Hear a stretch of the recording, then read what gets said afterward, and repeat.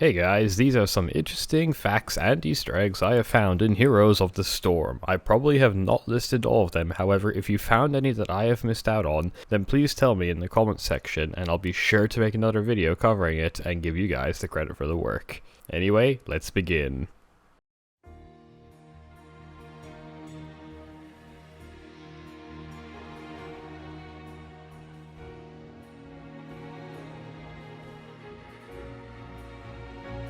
Did you know? The symbol or icon for Heroes of the Storm is a representation of the three universes that the heroes in the game are from.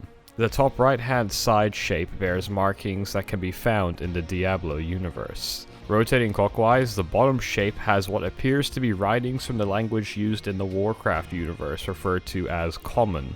And finally, on the left hand side we have the strange futuristic / alien like shapes commonly associated with the StarCraft universe. Despite this, Heroes of the Storm has heroes from outside these three Blizzard universes. The Lost Vikings are an example of this as they are from their own game / universe. This game was a very early production from Blizzard Entertainment. It was released in 1992 for the Super Nintendo and was eventually released for other platforms like the Sega Genesis and MS-DOS. In-game they are just labeled as from other Blizzard games. The other exception is Tracer from Blizzard's fairly new game and universe, Overwatch. A Battleground that was tested in the alpha and beta did not make it into the finished product. This Battleground was called Haunted Mines and consisted of 2 lanes.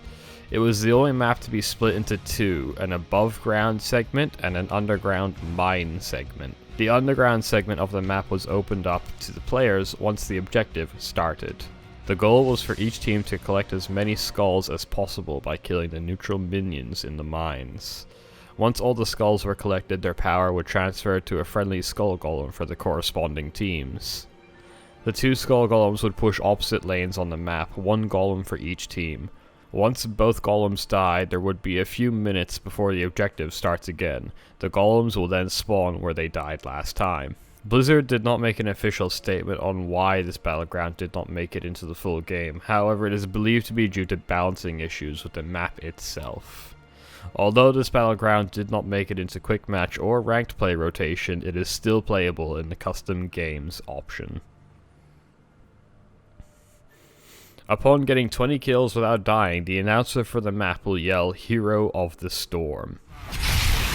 Hero of the Storm! Hero of the Storm!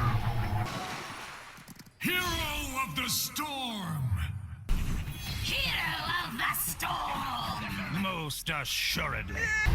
Hero of the Storm! Here we go. Hero of the Storm. Hero of the Storm! Hero of the Storm.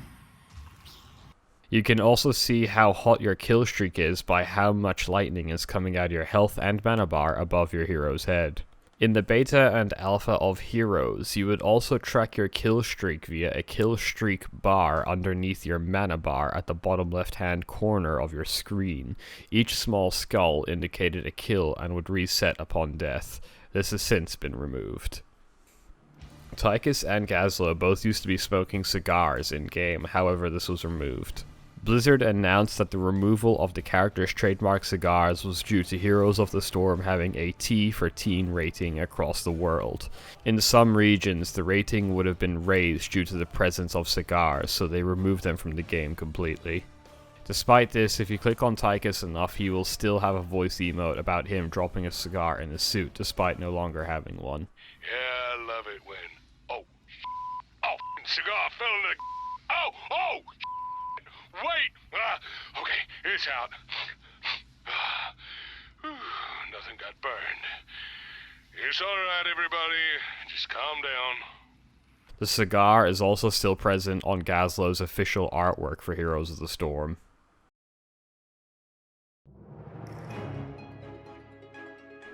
In the alpha and beta of Heroes of the Storm, Tychus was much more powerful. Most people would build around enhancing his auto attacks, and the icing on the cake was the heroic ability Commandeer Odin, which would actually give the Odin its own health bar. This, essentially, in teamfights, gave Tychus 2 health bars, however the Odin could not be healed and had the same range as Tychus's auto attacks instead of its extended range it has today. The old Odin, however, is still deemed more powerful. Many of the battlegrounds have Easter eggs spread around them. Some are more difficult to find and require certain conditions, so there is a good chance that all of them have been found yet. On Dragon Shrine, an Easter egg was recently put in at the top left hand side of the map. It is a man dressed like a king that is riding a wolf. If you put your cursor over him, a small box will appear saying Little King, Dire Wolf. Some people believe this to be a reference to Game of Thrones, and others believe it to be a tribute to a Blizzard employee, which Blizzard has been known to do in the past. On the Battlefield of Eternity map, if you move to the top right hand side of the map and click on the sword on the side of the lane, it will eventually fall to the ground.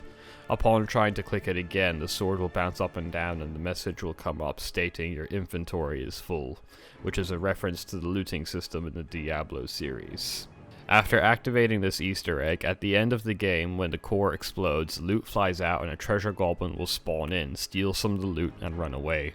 The same Easter egg can be triggered on the Infernal Shrines map as well. 3, 2, 1. Let the battle begin. Not really.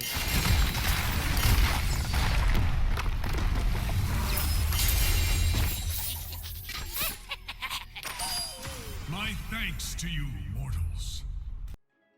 On Blackheart's Bay, there are 2 sharks tied up on the dock near the left and right hand side of the map towards the bottom of the lane. Clicking on the shark several times will free it and it will swim to freedom.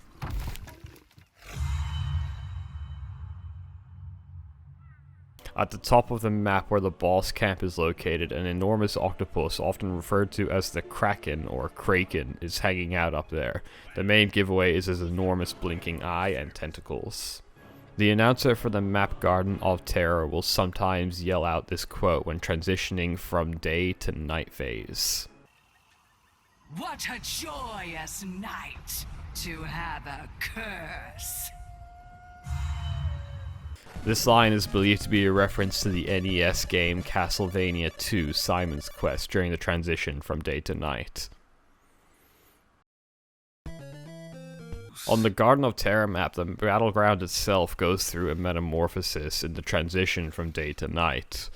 During the day, many of the gardeners can be seen maintaining the land. Upon reaching night, some of the gardeners will flee in terror and others will get eaten. Rise! Slay them! Claim their seeds! The Shamblers rise again! Free my seeds, heroes! When the daytime resumes, the gardeners will resume work, and the eaten people will get spat back out and also resume work. You've survived another night. How wonderful for you.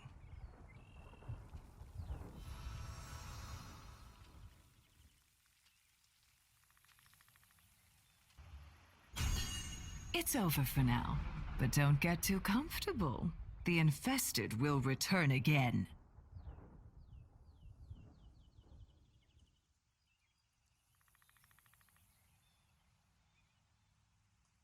A little known fact is that the Shambler that you can take control of has a dance like any other hero. The Shambler's dance is a reference to The Thriller by Michael Jackson.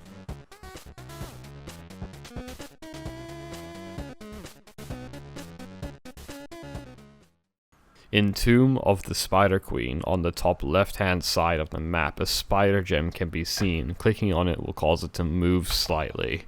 After clicking on it multiple times, a rope will come down with a Warcraft character called Harrison Jones abseiling down. You will then steal the gem and escape. Shatter the metal spiders. Bring the gems of power to my altar.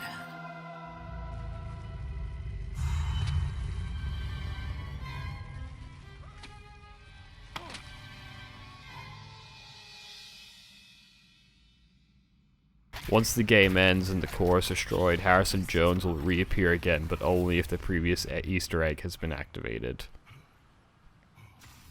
Victory!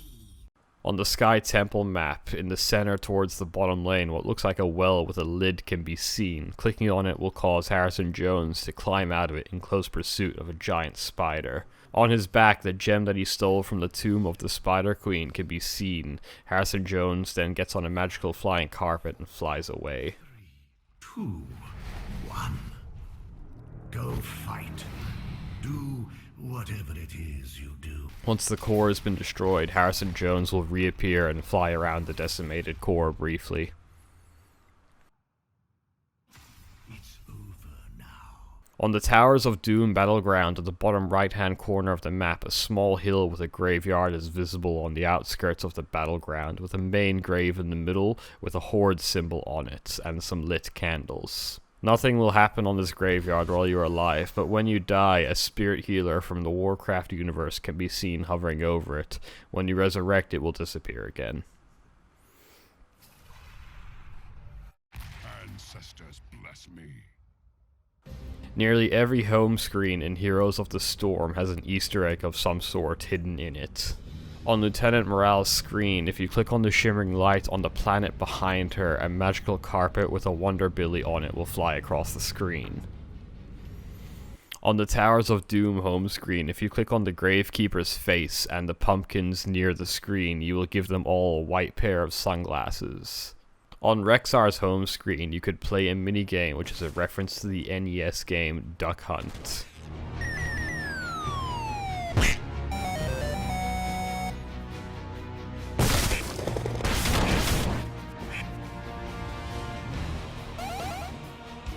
Also on Mei Ling's or the Lunar Festival home screen, clicking all the lanterns will make them play a musical jingle followed by some strange things flying across the sky.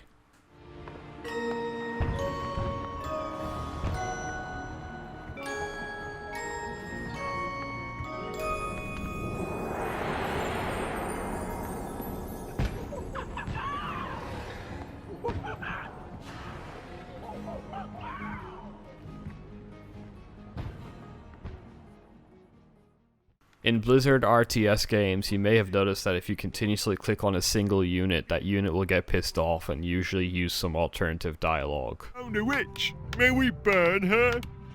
Help! Help! I'm being repressed! A horse kicked me once. It hurt. The same rules apply for Heroes of the Storm when clicking on your own hero, often cultural references.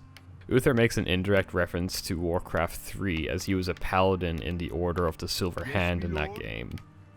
The joke being that you, the player, were controlling them through your in-game cursor, which was a silver gauntlet. In Heroes of the Storm, the cursor is a pointer/triangle, and Uther will notice this. What happened to that silver hand in the sky? Seriously? Order of the Weird Space Triangle doesn't have nearly the same ring to it. If you spam click on Falstad or just play Falstad in general, you may have noticed that nearly all of his quotes revolve around death or him being mistaken for dead. Hey, I survived! Rumors of me death have been greatly exaggerated. This is a reference to when in BlizzCon 2010 in the Warcraft Q&A, a Warcraft fan by the name of Ian Bates asked where Falstad was and why he's been absent so long. To which the panel, in particular Chris Metzton, responded, "Isn't he dead? Didn't he die in the novel Day of the Dragon?" To which Ian Bates corrected the panel, informing them that he survived. What happened to him? Isn't Falstad dead? From Day of the Dragon? No? No, he survived, and in fact, he was the leader of Airy Peak and Vanilla WoW through Wrath of the Lich King. Right, of course. Right. Yeah, Alex, what's up with that? Yeah, Alex? What's up with that, eh? Since then, Falstad has often been associated with Blizzard forgetting one of their important heroes. Another reference was added into World of Warcraft after the event. An NPC is standing next to Falstad Wildhammer named Wildhammer Fact Checker as a permanent reminder of Ian Bates' correction to Blizzard. You didn't happen to see a little guy in a red shirt around here, did you? He is always watching me. If you enjoyed this video, feel free to subscribe and like it. If you know any Easter eggs or fun facts that I have missed out on, then please inform us through the comment section below, and it may be featured in the next video. Have a good one.